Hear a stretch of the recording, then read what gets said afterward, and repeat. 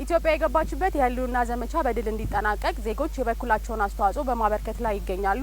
በአዲስ አበባ ደረጃም በርካታ ድጋፎች ለሀገር መከላከያ ሰራዊቱ ተደርገዋል። በርካቶችም ወደ ጦር ግንባር ዘምተዋል። በዛሬው ዕለትም በንፋስ ስልክ ላፍቶ ክፍለ ከተማ ወደ ጦር ግንባር የዘመቱ አርሶ አደሮችን ሰብል በክፍለ ከተማው የሚገኙ የጸጥታ አካላት፣ በጎ ፈቃደኞች እንዲሁም ሌሎች ተሳታፊዎች ሲያጭዱ ውለዋል።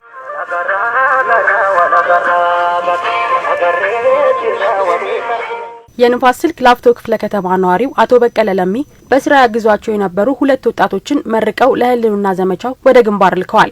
ያሳደጓቸው ልጆች ከሀገር የሚቀድም ምንም የለም በማለት ትግሉን ቢቀላቀሉም በክፍለ ከተማው አስተባባሪነት የደረሰ ሰብላቸው መሰብሰቡንና የአትክልት ማሳቸውም አስፈላጊውን እንክብካቤ እያገኘ መሆኑን ተናግረዋል። እኔጋ ያሳደጓቸው ሁለት ልጆች ሲረዱ ሳይዱልኝ ሳርሙልኝ ሳርሱልኝ ቆይተዋል።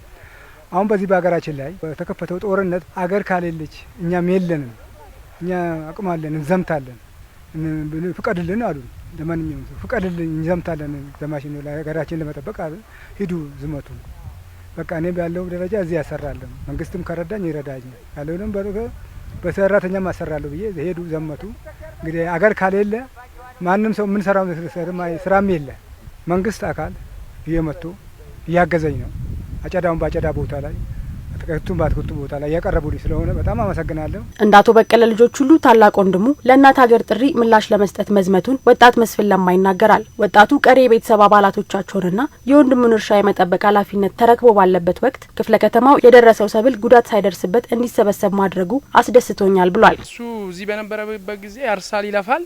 ለቤተሰቦቻችን ለወንድሞቹና ለእህቶቹ ትልቅ እርዳታ ነው የሚያደርገው። ለሀገር መዝመት ያው ግዴታም መሆኑን ብናገም ያው እዚህ ሰብሉ በሰዓቱ ሲሰበሰብ ደግሞ በጣም ደስ ብሎናል። አንተ ደግሞ ከዛ እግዚአብሔር ይቅና በድል ተመለስ ነው። ኢትዮጵያ ሉዓላዊነቷ በተደፈረበትና ጠላቶቿ በበዙበት ወቅት በግንባር ተዋድቀው ወደ ቀደመ ገናናነቷ ለመመለስ በትግል ላይ ያሉ የዘማች ቤተሰቦችን መደገፍ የሁሉም ኃላፊነት ሊሆን እንደሚገባ በሰብል መሰብሰብ መርሃ ግብሩ ላይ የተሳተፉ የአካባቢው ነዋሪዎችና የጸጥታ አካላት ተናግረዋል። ደረቱን ለጥይት የሚሰጠውን የጀግና ቤተሰብ በዚህ ደረጃ መርዳታችን ለኛ ብቻም ሳይሆን ለአካባቢው ትልቅ ኩራት ነው የሚሰማንና በዚህ ደረጃ እህሉን እሱ እዛ የሀገርን ህልውና ሲያስከብር እኛ ደግሞ እዚህ እህሉ እንዳይበተንበት በጊዜ ተሰብስቦ ቤቱ እንዲገባ ቤተሰቦቹ እንዳይራቡ እንዳይጠሙ ከማረግ አንጻር ከፍተኛ አስተዋጽኦ ስላለው ይህንን በዚህ ደረጃ እየሰራንላቸው እንገኛለን። ሀገራችን ሲኖር ነው መኖር የሚችሉ።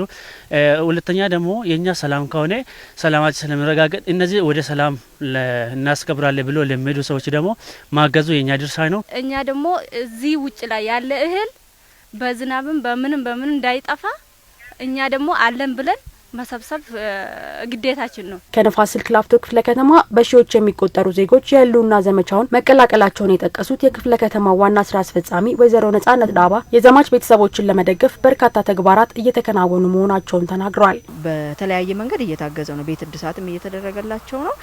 የማዕድ ማጋራትም በተለይ አቅመ ደካማ የሆኑትን የሚደግፋቸው የሌለባቸውን ቦታዎች እየተፈለጉም ጭምር እየታገዙ ነው ያሉት። ሀገራዊ ጥሪን ሀገራዊ ተልእኮ ወስደው ሀገርን የማዳን ሀገርን ህልውና የማስጠበቅ ስራ ላይ ስለሆነ የዘመቱት እነዚህን ደግሞ ቀሪው ማህበረሰብ ማገዝ ይኖርበታል ማለት ነውና በዚህ ደረጃ ይሄ ምርት ቶሎ እንዲነሳ ዝናብም እንዳይመጣ በወቅቱ እንዲገባ ነው ርብርብ እየተደረገ ያለው። ዛሬ በይፋ ነው የተጀመረው። ይሄ እስኪያልቅ ድረስ ሁሉም ማህበረሰብ የሚተባበር ይሆናል ማለት ነው።